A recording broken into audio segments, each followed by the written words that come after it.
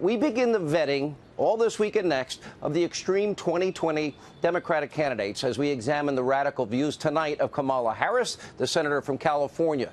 Now, later we have a mini monologue on the double standard between the treatment of Jussie Smollett versus Justice Kavanaugh versus the Covington kids. But we begin tonight with an important Hannity watch on the radical far-left Democratic Party and the dangers of socialism. And we are once again featuring and beginning with the 29-year-old socialist from New York who is both revered and feared inside her own party. Now, a few weeks ago, Congresswoman Alexandria Ocasio-Cortez called for an end to all fossil fuels, gas-powered cars, airplanes in 10 years, maybe take a little longer, and even cows. Free health care, free child care, free vacations, free paid leave, free higher education, free government healthy food, free. But now she is taking her insane views even a step further, actually questioning whether it's okay for we, the American people, to keep having children all because of climate change. And according to Ocasio-Cortez, the world is going to end in 12 years anyway. Why are we even talking about this? But take a look. This is scary because it's real. There's scientific consensus that the lives of children are going to be very difficult. And it does lead, I think, young people to have a legitimate question. You know, is it okay to still have children? Sitting U.S. member of Congress, a powerful member of our government, questioning whether or not it's okay for we, the American people, to have children. Now, like any good socialist, Ocasio-Cortez loves the heavy, oppressive hand of the federal government, wants to nationalize all business, the healthcare industry, the energy industry, doesn't understand that she'll still need a massive base of future taxpayers if she ever wants to fund this insane Green New Deal fantasies of hers. And according to a think tank, now look at this, led by a former director of the Congressional Budget Office, this Green New Deal could cost up to $93 trillion with a T dollars over 10 years. That's over $65,000 per year for 10 years in additional new taxes for each and every single American household. But she and Kamala Harris say cost shouldn't matter. And Ocasio-Cortez's socialist utopia fantasies are not based in reality. But that's why the Green New Deal has been soundly mocked and criticized by anyone that's thinking. But that doesn't concern Ocasio-Cortez because she's the boss. She says so. Let's take a look. I just introduced Green New Deal 2 weeks ago, and it's creating all of this conversation. Why? Because no one else has even tried. So people are like, oh, it's unrealistic. Oh, it's vague. Oh, it doesn't address this little minute thing. And I'm like, you try. You do it. Right. Because you're not. So until you do it, I'm the boss. That's How about that? All right, sitting U.S. Congresswoman declaring she's the boss. Maybe someone might want to give her a copy of the U.S. Constitution so she understands that her boss is we, the American people, not the other way around. But what's really scary is how many prominent Democrats and their friends in the hate Trump media mob are lining up to support Ocasio-Cortez and her radical socialist views. Look at this. Over the weekend, the so-called paper of record in America, the New York Times editorial board, endorsed this insane plan. I wonder if they looked at the $93 trillion. They wrote that climate change is now putting our coral reefs and fisheries at risk. They report that ice is melting in Antarctica. It's a crisis, they say, and the only solution is full-on American socialism. Government control of every aspect of your life, the antithesis of freedom and liberty in our constitutional republic. After all, that worked out so great in Venezuela, Cuba, North Korea, the former Soviet Union. Now, it's not just the far-left wackos in the mainstream media. This is the New York Times. Dozens of influential Democrats all across America are supporting this, including members of both houses of Congress. Nearly 80 Democratic lawmakers backing this bill. Maxine Waters, Eric Swalwell, Gerald Nadler, Congresswoman Tlaib, even Bozo O'Rourke backs the bill. And that's not all. Almost all the Democratic presidential candidates, they're on board, including Spartacus, Cory Booker, Kirsten Gillibrand, Bernie Sanders, Elizabeth Warren. Kamala Harris. That's right, the current frontrunner in the Democratic Party's bid to challenge President Trump in 2020 backs this $93 trillion destruction of wealth and the American dream. Which brings us tonight to our Hannity Watch on the 2020 radical Democratic candidates. Now, we're going to be vetting them all this week, all next week, and all year. But tonight we're going to begin with Kamala Harris, the California senator, fully supports this $93 trillion bill, end of the oil industry, gas industry, healthcare industry, preventing Americans from eating red meat, abolishing gas-powered cars, airplanes, mandating that every house building in America be rebuilt and renovated for maximum energy efficiency, guaranteed universal income, guaranteed vacations, paid leave for all, higher education. They did so great with K through 12. We pay more per capita than any other country, and we have the worst standards. Guaranteed housing, retirement, all in 10 years. And Elizabeth Warren, guaranteed health care, all with your paid dollars, 93 trillion of them. But when Senator Harris was asked about this unrealistic cost doesn't matter. Doesn't matter. What matters is, well, what she says here. There's no question we have to be practical. But being practical also recognizes that climate change is an existential threat to us as human beings. Being practical recognizes that greenhouse gas emissions are threatening our air and threatening the planet, and that it is well within our capacity as human beings to change our behaviors in a way that we can reduce its effects. That's practical. Can we afford it? Of course we can afford it. Now, this is just one part of Senator Harris's radical vision to reshape the United States into a socialist utopia. Again, no country on the face of earth has created more wealth, more opportunity, more prosperity for anybody in the free world. We have increased the world's wealth because of our democratic republic. Anyway, take a look. We need to have Medicare for all. That's just the bottom line.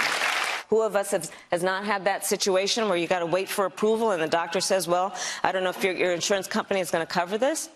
Let's eliminate all of that. Let's move on. We've got to critically re-examine ICE and its role and the way that it is being administered and the work it is doing. And we need to probably think about starting from scratch. Education is a fundamental right.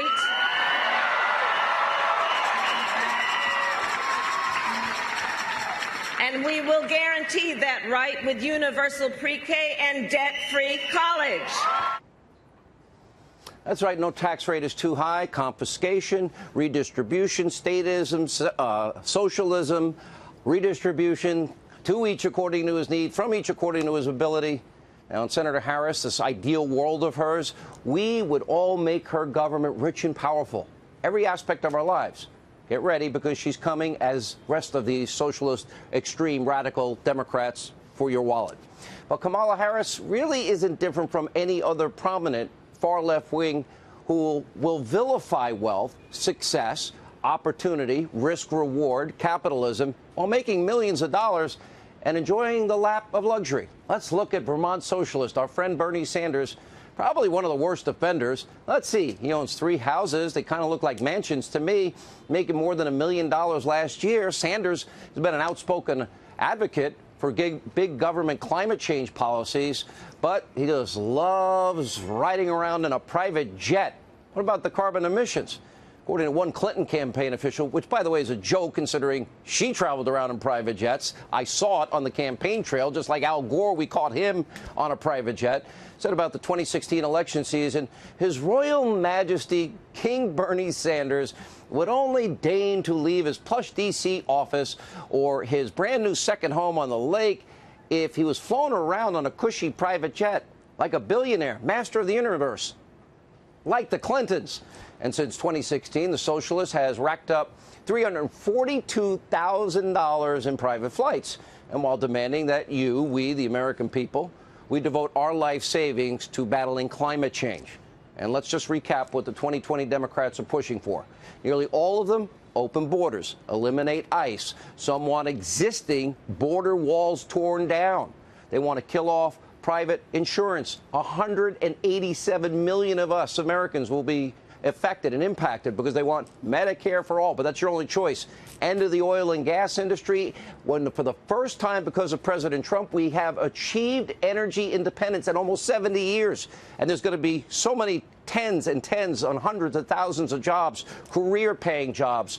Once we get the 2 pipelines, Dakota, Keystone, online, these presidents opened up Anwar. That makes us energy independent and the world freer, and we're not dependent on countries that hate our guts any longer for the lifeblood of our economy. Look at Elizabeth Warren pushing a wealth tax on your savings. In other words, you've already paid taxes on that money. She wants another bite at the apple. And when you die, even another bite at the apple, 40% worth. Another 10% if you live in New York. So you have Warren and Senator Kamala Harris. They're even now supporting reparations. And they want free health care, free child care, free vacations, free higher education, even college, free healthy government food. Again, does this sound realistic to you? In the real world, nothing is free. Democrats want to increase government's power by what is an extreme and very dangerous amount. They want more of your money, more control over your personal decisions, a massive regulation of your business, and they think we, the people, are stupid, helpless, uneducated. We're not smart enough to pick up on this. They think they can spend your hard-earned money better than you ever could for your kids, for your family. And that's why you hear commentary like this from, geniuses like Bill Maher. Take a look. There are 2 Americas, and it seems like one is where all the cool jobs are, where people drive Teslas and eat artisanal ice cream. We have orchestras and theater districts and world-class shopping. We have Chef Wolfgang Puck. They have Chef Boyardee. Yeah. Our roofs have solar panels. Theirs have last year's Christmas lights. The flyover states have become the passed-over states. That's why red state voters are so pissed off. They don't hate us. They want to be us.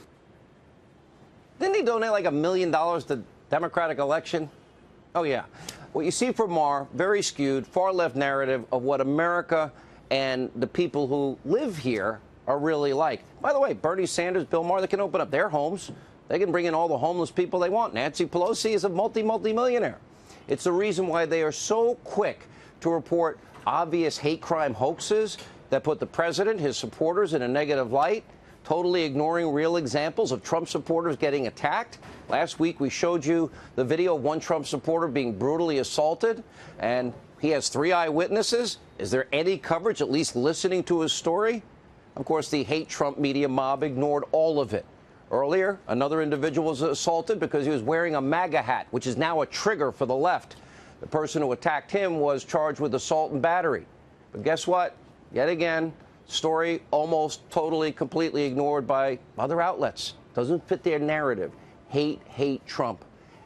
Media mob. All things negative. And we'll have more on this coming up. And by the way, we're going to talk a lot about, really? This week, Democrats? They're going to put Michael Cohen on 3 committees while the president is trying to negotiate a nuclear deal that would denuclearize the entire Korean peninsula here in Vietnam. Now, we've come a long way, by the way, in just a short period of time. 2 years, 2017, President Trump took the reins from Obama on the brink of war with, of course, North Korea, the situation in Asia, a global catastrophe in the making, Kim Jong-un threatening to blow up Guam, shooting one missile after another over Japan, threatening to attack the continental United States and its allies on a daily basis. You probably won't hear this in the hate Trump media, mob media, but the president's peace through strength policies has been overwhelmingly successful. The president deployed multiple aircraft strike groups to the region, increased sanctions, squeezed North Korea's only ally, China, and making progress, as he talked about this weekend. The missiles haven't been fired in, 15 months? The threats have stopped. Kim Jong-un is back at the table discussing denuclearization. We got our hostages back. We got, the remains from the Korean War? And, of course, the president's given nothing in return to them. Yet the hate Trump Democrats' sick focus is back at home in the United States on the president's former attorney. They do this the week when the president is in Vietnam about something significant. I thought they said envision peace. Denuclearization? Frankly, a sick, ugly, psychotic example of hate Trump derangement syndrome. Now, by the way, don't forget Michael Cohen. We know he's going to jail for 3 years. Admitted to lying to Congress and on loan applications and tax fraud. He's going to spend years in prison. Really? You can't leave him and his family alone? And by the way, members of Congress hauling him up there to for more hearings, 3 of them. Well, how about maybe you think about, this was the president's attorney, and when you think about the charges that he's faced, maybe it's time for the conspiracy-driven, obsessive hatred for this president to once and for all come to an end. And everyone around him needs to stop this, because it's not going to accomplish anything for the country.